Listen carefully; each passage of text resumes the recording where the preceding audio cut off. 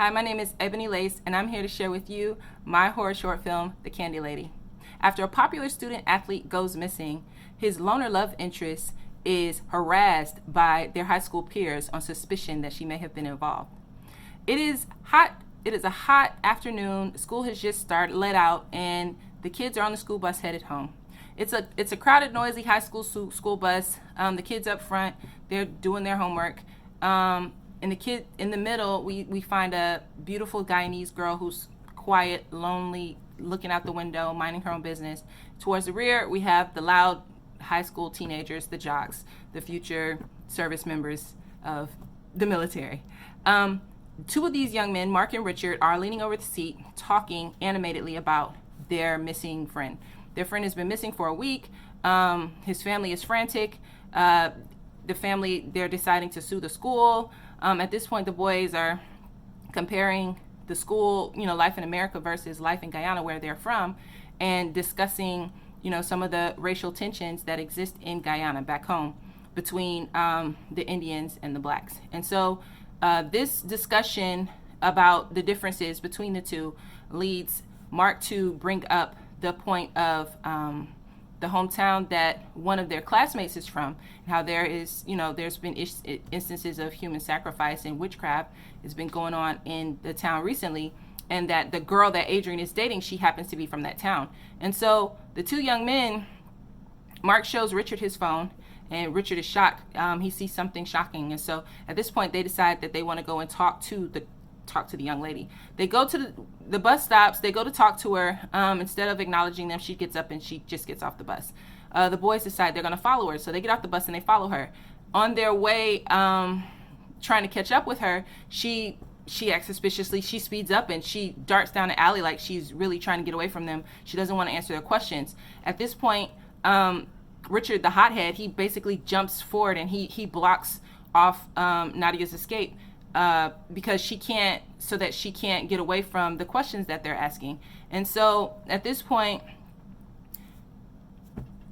Richard, like I said, he's the hothead, and so he goes towards her and he basically just he verbally assaults her, insinuating that, bringing up the racism between, the Guyanese blacks and the Guyanese Indians, and just basically insinuating that she's with Adrian just for the sex.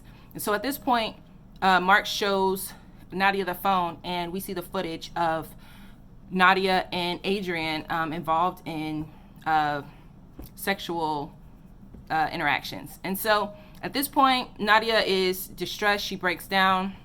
She starts crying, but she does not speak to the character. She just refuses to acknowledge the situation. She just breaks down in tears.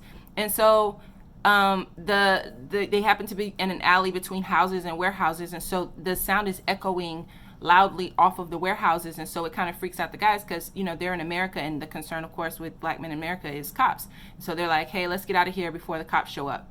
And so they've already, verbally assaulted her. They threatened to tell her aunt about the situation, basically exacerbating the tensions between, blacks, Guyanese blacks and Guyanese Indians, and, they leave. And so at this point, she gets up, she gets up out of the alley. After they leave, she gets up, she stops crying, and she goes home. And when she gets to her house, she uses the back door entrance, which is located on the alley. When she gets to her house, she goes inside. That's when Nadia starts to transform. Her skin starts to transform. It gets older. She gets older skin. Her fingertips turn black. Her shadow starts growing longer. Her hair starts growing longer.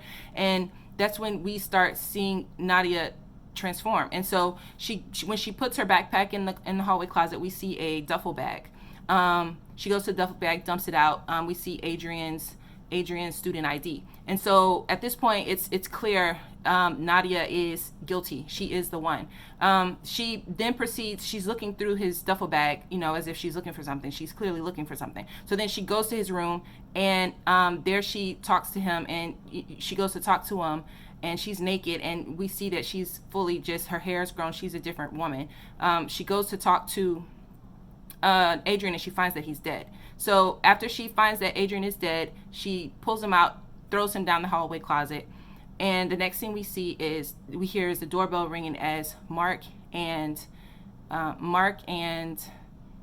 Richard come to the door to the Candy Lady's house because they've decided they're going to talk to her aunt. And so when the door opens, we find a now completely transformed Nadia. She is now Mrs. Miriam, the Candy Lady, and the boys, they want to come inside and talk, and she welcomes them in. And that is the Candy Lady. Thank you so much for your time.